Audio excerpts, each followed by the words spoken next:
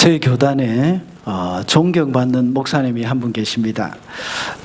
약 2년 전에 돌아가신 분인데 그 목사님의 성함이 임종만입니다. 늘 그분은 당신을 소개하면서 하시는 말씀이 이 세상 모든 사람이 이 임종만을 기다리고 있습니다 하고 자기를 소개합니다. 그러다가 본인도 2022년도 4월 달에 임종하셨습니다. 이제 천국으로 가신 거죠. 여러분은 혹시 임종을 앞두고 가장 하고 싶은 것은 무엇인가요? 여러분이 며칠만 살 수 있다면 그 시간에 무엇을 하기를 원하십니까? 제가 조사를 한 것을 찾아보니까 임종 때는 가족이나 의미 있는 사람과 함께 있고 싶어하는 사람들이 가장 많았습니다. 그리고 후회하는 것 중에 가장 첫 번째가 뭔가 하면 사랑하는 사람에게 고맙다는 말을 많이 못했다는 겁니다. 우리 옆에 계시는 분들이 고맙습니다 하고 이야기 한번 해보십시다. 고맙습니다. 네. 두 번째가 뭐겠습니까? 두 번째는 진짜 하고 싶은 그런 일을 했더라면 참 좋았을 텐데 하는 그런 후회입니다. 그리고 세 번째는 내가 조금만 더 겸손했더라면, 또 네 번째는 친절을 베풀었더라면, 다섯 번째는 나쁜 짓을 하지 않았더라면 하는 이런 후회였습니다. 많은 사람들은 이 웰빙에 관심이 많죠. 그러나 웰빙은 웰다잉 이것을 염두에 두고 있을 때에 진정한 웰빙이 있을 수 있습니다. 웰빙이라는 말은 아마 여러분들 다 아실 것입니다. 그런데 웰다잉이라는 말은 조금 생소하게 들리는 분들도 있을 겁니다. 웰다잉은 살아온 날을 아름답게 정리하고 또 평안한 삶을 마무리하는 그런 것들을 말하는 것이죠. 그렇기 때문에 우리가 웰다잉을 생각하는 사람은 평소 때의 삶을 잘 살아갈 수 있을 것입니다. 천국에 소망을 두고 있는 그리스도인이라면 당연히 웰다잉을 하고 싶어 할 것입니다. 그것이 바로 종말론적인 삶이라고 할 수 있죠. 오늘 본문에서도 역시 종말론적인 삶에 대해서 언급을 하고 있습니다. 베드로 사도가 편지를 보내는 이때는 그리스도인들이 네로 황제에게 아주 엄청난 핍박을 받고 있는 그런 때였습니다. 그래서 늘 주님이 다시 오실 것을 기다리고 있었죠. 오늘 본문 7절에 보면 이제 주님이 오실 때가 되어서 만물의 마지막이 가까웠다 하고 말하고 있습니다. 로마 황제의 핍박으로 인해서 개인적인 종말이 가까웠을 뿐만 아니라 주님이 재림하심으로 말미암아 이 우주적인 종말도 역시 가까이 왔다는 것입니다. 이렇게 마지막으로 살아가는 우리 그리스도인들은 어떻게 살아야 할 것인지 그것을 말하고 있는 것이죠. 이렇게 마지막이 가까웠다는 것을 아는 사람은 어떻게 살아가기를 원할까요? 무가치한 일을 하면서 얼마 남지 않은 그런 시간을 낭비하기가 싫을 것입니다. 그래서 그 시간 동안에 가장 중요한 일을 하기를 원할 것입니다. 베드로 사도는 만물의 마지막이 가까워오는 이 시점에서 가치 있는 일로 웰다잉을 준비해라는 말씀을 하고 있습니다. 그래서 정신을 차리고 깨어 기도해야 하고 사랑해야 하며 서로 봉사해야 한다고 말씀하고 있습니다. 우리 교회의 5가지 사역에 대해서 계속해서 말씀을 나누고 있습니다. 첫 시간에는 예배에 대해서 말씀을 나누었습니다. 그리고 두 번째 시간에는 훈련에 관해서, 신앙훈련에 관해서 말씀을 나누었습니다. 지난 주일에는 세 번째 시간으로 교제에 대해서, 성도의 교제에 대해서 말씀을 나누었습니다. 다음 주일은 일부 예배 시간에 전도와 선교에 관해서 제가 설교를 하고, 2부 예배 시간에는 우리가 협력하고 있는 베트남에 있는 선교사님, 이재성 선교사님이 오셔서 선교 보고를 하시는 것으로 이제 대신하겠습니다. 전도와 선교에 관한 실제적이고도 아주 현실감 있는, 현장감 있는 그런 시간이 될 것 같습니다. 그래서 오늘은 우리 교회 사역의 방향, 그 네 번째 시간으로 봉사, 봉사에 대해서 말세를 살아가는 성도라는 제목으로 말씀을 살펴보고자 합니다. 우리는 마지막 시대를 살아가는 마지막 주자라고 생각하고 살아야 합니다. 오늘 본문에서는 이 마지막 때에 우리 성도들이 어떻게 살아가야 가치 있는 삶을 살 수 있을 것인지를 우리에게 잘 말씀해 주고 있습니다. 첫째로 말세를 살아가는 성도는 기도로 섬겨야 합니다. 7절 말씀입니다. 만물의 마지막이 가까이 왔습니다. 그러므로 정신을 차리고 삼가 조심하여 기도하십시오. 베드로 사도는 만물의 마지막이 가까이 왔기 때문에 정신을 차리고 기도하라고 했습니다. 베드로는 마지막이 가까웠기 때문에 정신을 차려야 한다고 했습니다. 주님이 오실 때가 가까워져서 우주적인 종말의 때라고 말합니다.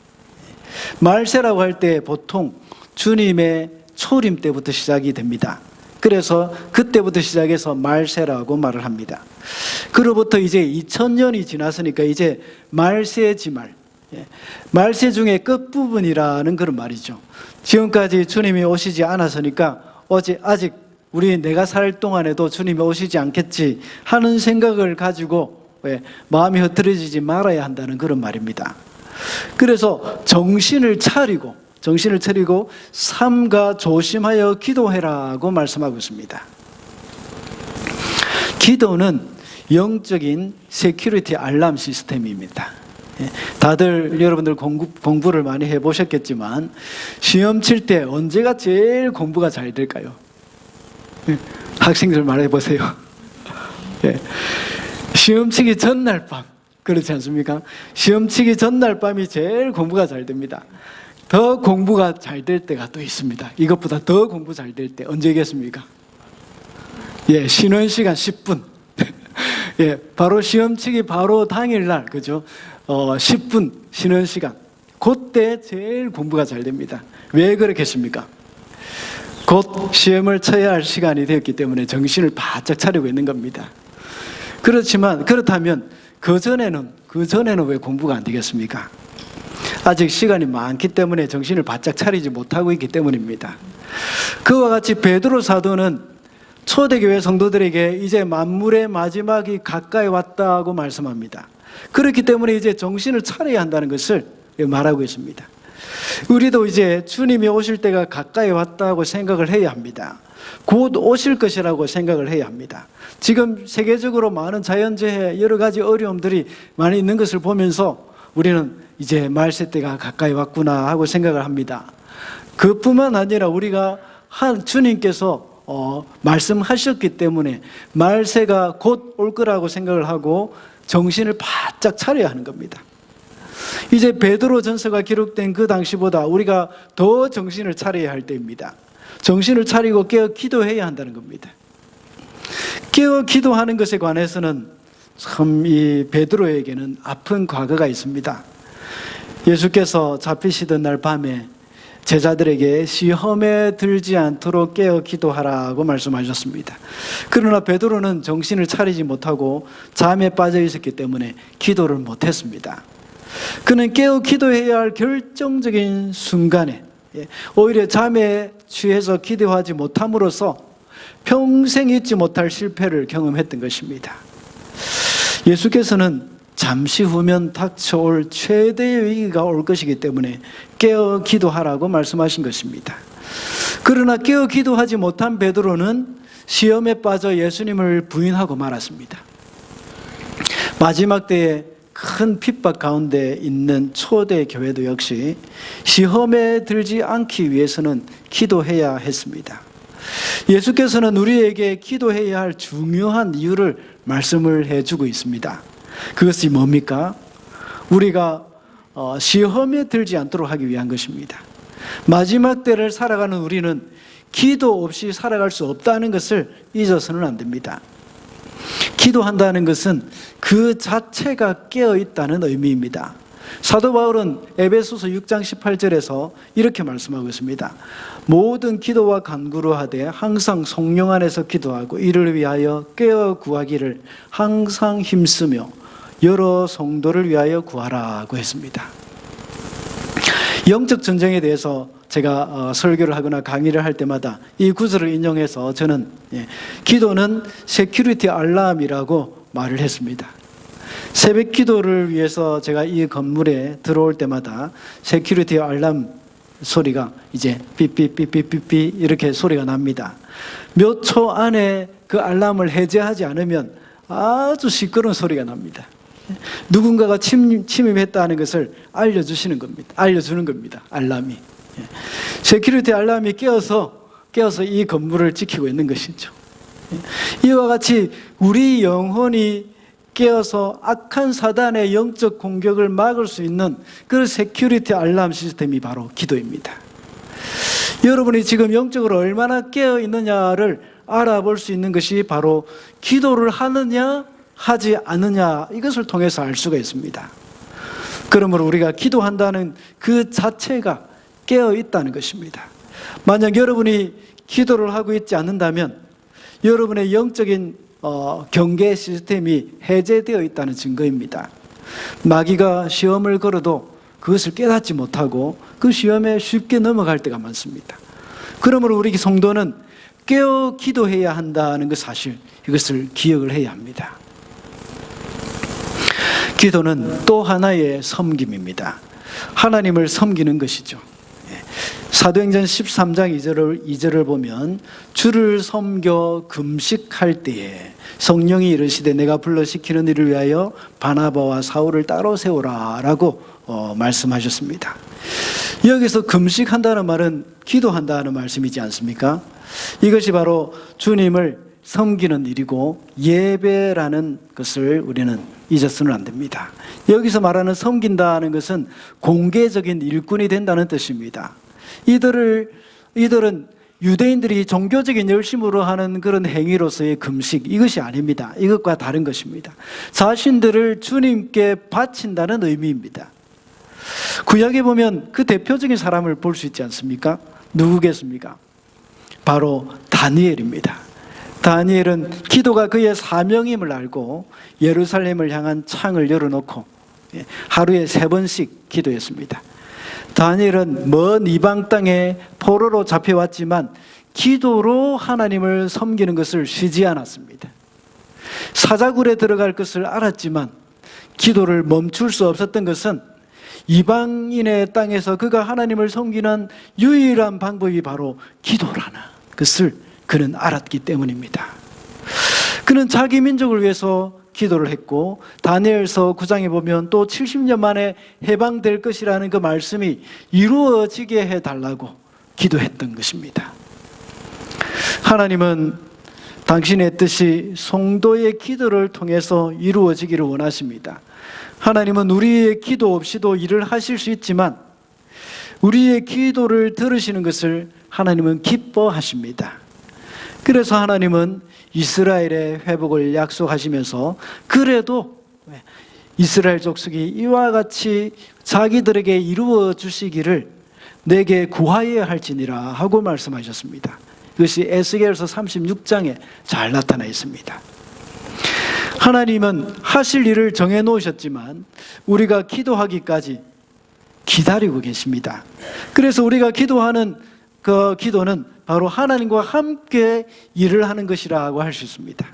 하나님과 함께 일을 하는 것이 얼마나 큰 영광입니까? 이런 영광을 하나님은 기도를 통해서 우리가 누릴 수 있도록 특권을 주신 것입니다. 또 기도는 다른 사람을 섬기는 것이기도 합니다. 이것은 구약의 제사장 역할입니다. 제사장은 성전에서 하나님을 섬기는 일도 했지만 백성을 위해서 하나님 앞에 기도도 했습니다. 신약의 제사장 된 우리 성도들은 기도를 통해서 서로를 섬겨야 합니다. 그뿐만 아니라 우리는 기도로 믿지 않는 이 세상 사람들을 섬겨야 하는 또 다른 제사장이라고 볼 수 있습니다. 여러분이 가정에서 부모님이라고 해서 제사장이 아닙니다. 나이가 많다고 해서 제사장이 아니라는 것입니다. 가정을 위해서 눈물로 기도하는 사람이 바로 제사장입니다. 그리고 이 세상을 위해서, 그리고 해밀턴을 위해서 눈물로 기도하는 사람이 바로 제사장이라는 겁니다. 마약에 빠져 있고 쾌락에 빠져 있는 이 세상을 위해서 눈물로 기도하는 사람, 그 사람이 바로 하나님이 기뻐하시는 사람이요, 또 하나님이 찾으시는 제사장입니다. 하나님이 왜 제사장을 천사로 세우지 않으시고 사람을 제사장으로 세우셨을까요? 이것은 백성의 형편과 마음을 다 알 수 있도록 하기 위한 것입니다. 그래서 이 땅에 육신의 몸을 입고 오신 예수님도 역시 제사장이셨습니다. 히브리서 4장 15절에 보면 우리에게 있는 대제사장은 우리의 연약함을 체휼하지 아니하는 자가 아니요 모든 일에 우리와 한결같이 시험을 받은 자로되 죄는 없으시니라 라고 말씀합니다. 이와 같이 제사장은 백성의 모든 사정을 잘 알고 마치 자신의 일인 것 같이 하나님 앞에 어린아이와 같이 울면서 주님 앞에 주님의 긍휼을 구하는 사람들입니다. 우리의 기도가 가정의 생명줄이고 교회의 생명줄이고 이 나라의 생명줄입니다. 그리고 더 나아가서 전 세계의 생명줄임을 잊어서는 안 되겠습니다. 여러분 중에 내가 우리 가정의 제사장이라고 생각하는 사람이 있습니까? 그렇다면 가정을 위해서 기도해야 합니다. 여러분의 기도 때문에 그나마 여러분의 가정 안에서 그리고 우리 교회에서 신앙생활을 유지하고 있는 사람들이 많이 있습니다.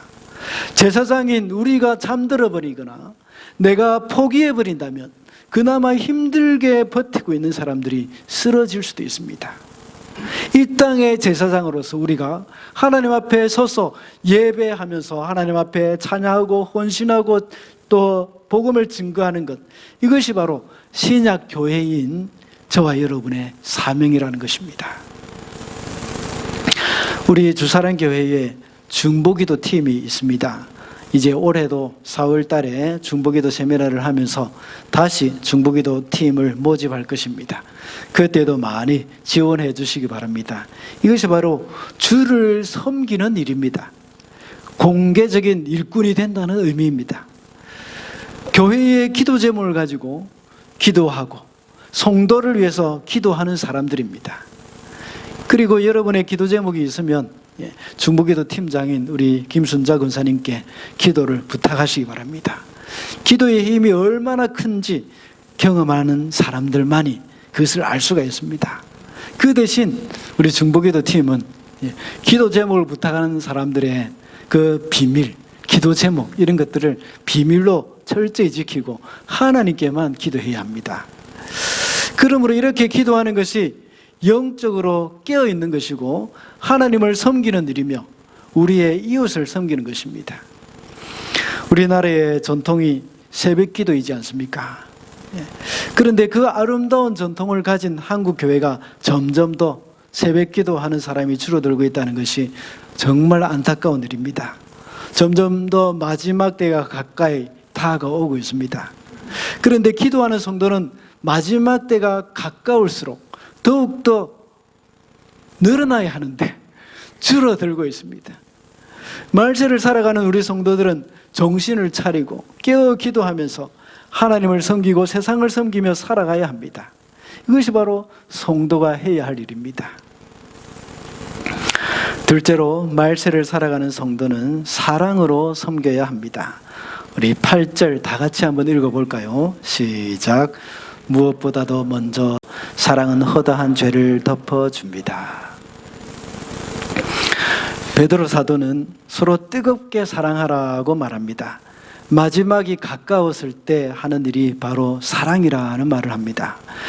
이만큼 사랑이 중요하다는 것을 강조하고 있는 겁니다.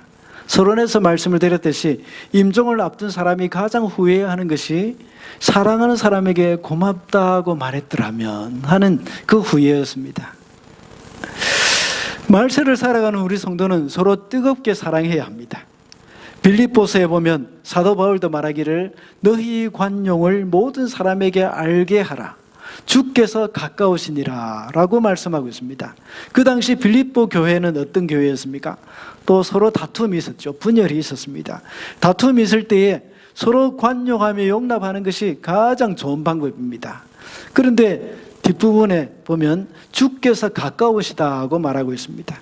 주님이 다시 오실 때가 다 되어 간다는 것입니다. 종말이 가까이 오고, 우리는 곧 천국에 갈 사람들인데 서로 다투지 말고 관용하며 살아라는 말입니다. 부부가 서로 사랑하지 못하고 늘 다투다가 한 사람이 먼저 천국 가면 남은 사람의 그 마음은 어떨까요? 왜 그때 내가 좀 참지 못했을까? 왜 내가 좀 품지 못했을까? 하는 그런 후회가 남게 될 것입니다. 지금 많이 사랑해 주시기 바랍니다. 우리 성도들도 이제 주님이 곧 오실 때를 생각하면서 서로 뜨겁게 사랑하며 살아야 합니다. 사랑이라는 것은 모든 성도들이 마땅히 해야 할 일이죠. 지난 신년 예배 때 제가 말씀을 드린 바와 같이 사랑은 교회의 본질입니다. 우리가 다른 사람들을 섬길 때에 사랑으로 섬길 수도 있고 사랑 없이 행동으로 도움을 줄 수도 있습니다. 사랑이 없이 행하는 것은 온전한 것이 아니라고 했죠. 그것은 다른 사람을 위한 그런 일이라기보다는 자기를 위한 어떤 섬김, 자기를 위한 어떤 봉사라고 볼 수도 있습니다. 우리 마음 가운데 있는 그 사랑이 행동으로 나타날 때에 그것은 섬김이 되고 봉사가 되는 것입니다. 우리가 어떤 의도를 가지고 하는 섬김이나 봉사는 온전한 것이 아닙니다. 사랑 그 자체가 목적이 되어야 합니다. 우리 안에 있는 사람이라면 그 진심이 우리 안에 있는 사랑이라면, 우리 안에 사랑이 있다면 그 진심이 그냥 흘러나와야 합니다. 정치인들 중에 정말 존경스러운 분들도 많이 있긴 합니다. 그러나 사람들은 대부분 정치 혐오증이 생기고 있습니다. 정치인들의 말을 별로 신뢰하지 않습니다. 그들은 국민을 위한다는 그런 말을 많이 합니다. 국민들을 존경한다는 말을 많이 하기도 합니다. 그런데 그 말을 믿는 사람들은 별로 없는 것 같아요. 왜냐하면 대부분이 정치하는 정치인들의 하는 말이 그저 표를 얻기 위한 것 또는 자기의 지지도를 좀 높이고 싶어하는 그런 마음, 이런 생각에 불과하다고 느끼는 것입니다. 그리스도인들도 마찬가지입니다. 많은 믿지 않는 사람들은 기독교인들을 욕할 때가 많습니다. 그들이 욕을 하는 이유는 복음이 틀렸기 때문에 욕을 하는 것이 아닙니다. 그리스도인들의 삶에서 그 그리스도인들의 삶에서 사랑을 볼 수 없기 때문입니다. 기독교인들은 사랑이라는 말을 많이 하지만 그들의 삶 속에서 사랑을 볼 수 없기 때문에 세상 사람들은 기독교를 개독교라고 이야기를 하죠. 개독교. 그러나 마지막을 살아가는 성도는 서로 뜨겁게 사랑을 해야 합니다. 종말이 가까워온다고 해서 어떤 특별한 일을 하는 것은 성경적인 것은 아닙니다. 많은 이단 집단이나 광신도들은 종말이 가까웠으니 집을 팔고 직업도 버리고 산으로 가야 한다고 말을 합니다. 그래서 모든 것을 다 팔고 그 판 돈을 교주의 발 앞에 놔둡니다. 그리고 공동생활을 하는 그런 경우가 얼마나 많이 있습니까? 그리고 어떤 사람들은 종말이 가까웠기 때문에 가정도 버리고 남편도 버리고 자식까지 다 버리고 기도원에 가는 사람도 있습니다. 곧 주님이 오시기 때문에 이 땅에서 우리는 아무것도 할 필요가 없다고 말합니다. 그러나 오늘 본문에서는 뭐라고 말씀하고 있습니까? 만물의 마지막이 가까웠으니 짐을 싸들고 기도원으로 가라 하고 말을 한 것이 아닙니다. 만물의 마지막이 가까웠으니 서로 뜨겁게 사랑하라 하고 말하고 있습니다.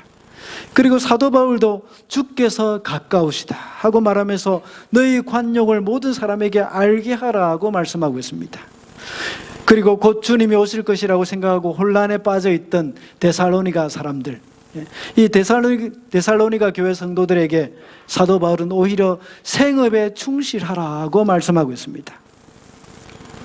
우리가 마지막 날에 하나님 앞에 설 때에 하나님께서 우리에게 무엇을 물어보실까요?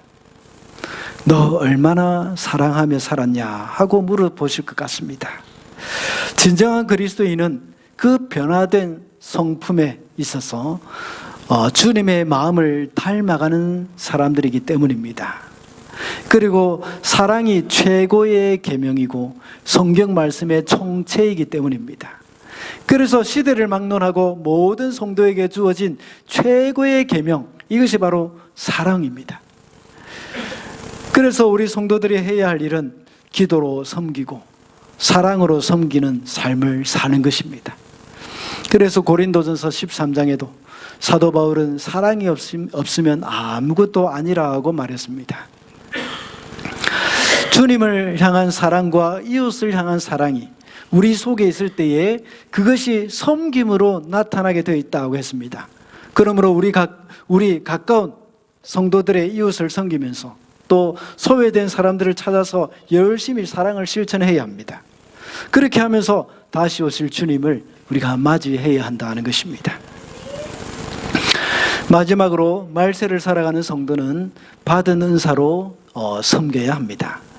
10절과 11절 말씀입니다. 우리 다 같이 읽어볼까요? 시작. 각 사람은 은사를 받은 대로 하나님의 여러 가지 은혜를 맡은 선한 관리인으로서 여러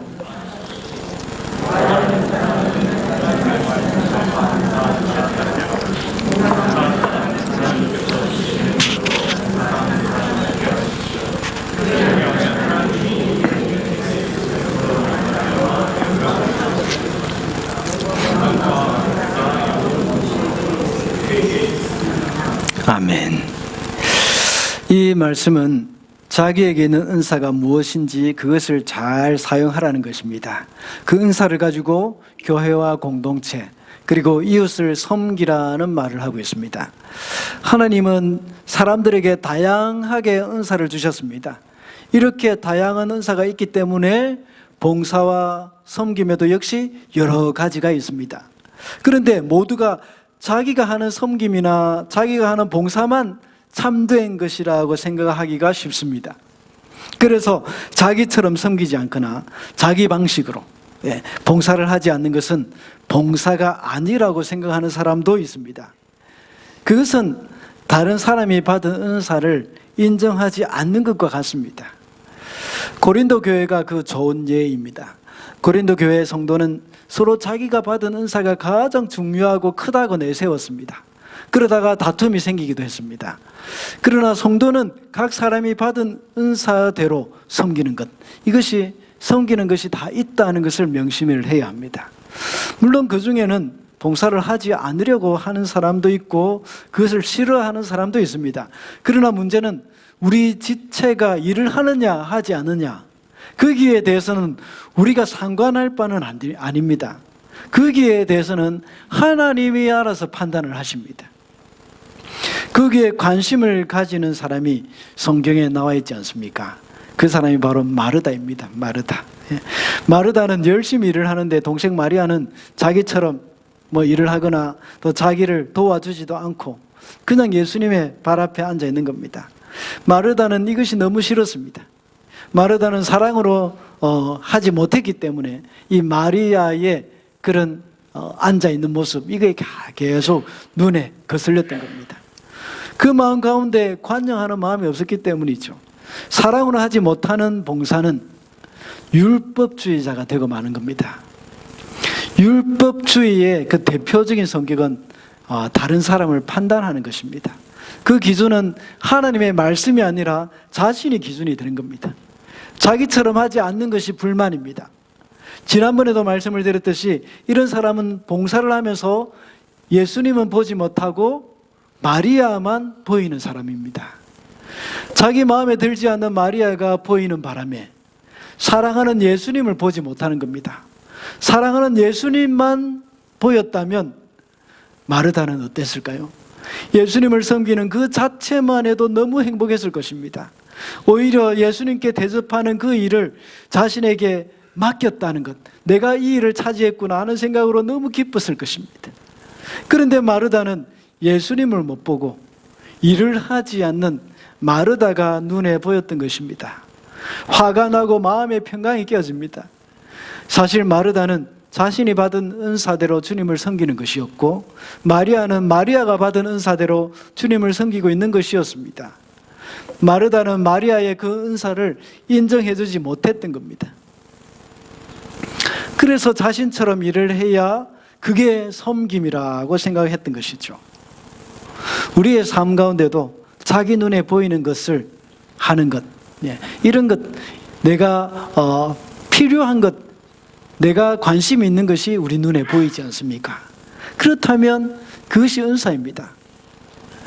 그것이 관심이 있기 때문에 우리가 보이는 것이죠.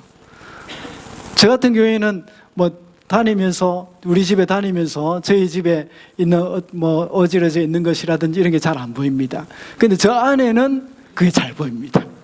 그러면 저 안에는 그걸 치우는 거죠. 그렇게 할 때 서로 원망이 없는 겁니다. 나는 이렇게 대접을 많이 하는데 다른 사람은 그렇게 하지 않는다는 것이 생각이 드는 것은 역시 각자의 은사가 다르다는 것을 인정하지 않는 그런 원인이 되는 겁니다. 그러므로 우리는 모두가 하나님께 받은 은사대로 봉사하고 섬긴다는 것은 그것을 우리가 받은 은사대로 섬겨야 된다는 것을 기억해야 합니다. 그렇게 할 때 하나님이 영광을 받으십니다. 11절을 보면 말하는 사람은 하나님의 말씀을 전하는 사람답게 하고 봉사하는 사람은 하나님께서 주시는 힘으로 봉사하는 사람답게 하라고 말씀하고 있습니다. 다시 말하자면 자신의 힘이나 자신의 어떠함으로 하는 것이 아니라 하나님이 공급하시는 힘과 하나님이 공급하시는 그 능력으로 하는 것처럼 하라는 것입니다. 우리는 항상 자신을 드러내고 싶어하는 마음이 참 많습니다. 기회만 되면 자신이 영광을 받으려고 할 때가 얼마나 많습니까? 물질을 가지고 누구를 돕는 것도 역시 나를 드러내려고 할 때가 많고 또 봉사를 할 때도 역시 나를 드러내려고 할 때가 참 많습니다. 누군가를 도울 때는 나는 마치 전달자에 불과하다는 것을 인식해야 합니다. 요즘 온라인 쇼핑을 많이 하지 않습니까? 택배 기사가 여러분의 집에 물건을 배달하러 올 때에 그때를 잘 생각해 보시기 바랍니다. 상품을 배송하면서 이것은 내가 당신에게 주는 것입니다 라고 말을 하거나 그런 생색을 내는 사람은 아무도 없습니다. 그냥 빨리 전달해주고 사라집니다. 어떤 데는 고맙다는 말도 할 시간 없이 그냥 사라져버립니다. 그게 자기가 하는 일이기 때문입니다. 우리는 단지 물건을 구입한 곳에 웹사이트에 들어가서 수치 확인 또는 배송 완료 이렇게 체크만 해주면 됩니다. 그것이 또 좋으면 별 5개 달아주기도 하고 그렇게 하는 거죠. 가끔씩 저희 집에 또 스모크 알람을 체크해 주러 오는 분이 있습니다. 그 사람도 역시 자신이 우리 집에 와서 일을 해준다고 해가지고 전혀 생색내지 않습니다. 그냥 체크해 주고 갑니다. 오히려 우리 집에 와서 프라이버시 침해한다고 생각하기 때문에 그런지 오히려 참 미안해하는 마음일 것 같습니다. 그래서 물이라도 한 잔 주려고 보면 벌써 가고 없습니다. 전혀 존재감 없이 빨리 체크하고 언제 갔는지 없어져 버립니다. 이렇게 존재감 없이 우리 집에 와서 스모크 알람 체크하고 떠나버리는 이유가 뭐겠습니까? 왜냐하면 우리 집을 관리하는 부동산 회사에서 그 사람에게 시켰기 때문에 그것이 자신이 해야 될 일이기 때문입니다. 우리도 다른 사람에게 도움을 줄 때 이렇게 해야 합니다. 하나님이 하시는 것이라는 생각으로 해야 한다는 겁니다. 내가 생색을 내는 것이 아니라 하나님께서 주신 것이라는 것을 상대방에게 잘 인식시켜줘야 합니다. 마지막 때가 다가오는 지금 우리는 받은 은사로 이웃을 섬기고 하나님을 섬길 때 모든 영광을 하나님께 돌리게 되는 겁니다. 우리는 존재감이 없어야 합니다. 하나님이 드러나야 하는 겁니다. 우리의 존재감은 없어지고 주님의 존재감은 이제 아주 최고로 드러나야 하는 것이죠. 오늘은 교회의 5개의 사역 가운데 봉사에 해당되는 것으로 말세를 살아가는 성도라는 제목으로 말씀을 살펴봤습니다. 말세를 살아가는 성도는 기도로 섬겨야 한다고 했습니다. 그리고 말세를 살아가는 성도는 사랑으로 섬기고 받은 은사로 섬겨야 한다고 했습니다. 이제 마지막 때가 가까워지는 이때에 섬김의 사람으로서 하나님께 영광 돌리며 살아가는 저와 여러분이 되시기를 바랍니다. 기도하겠습니다.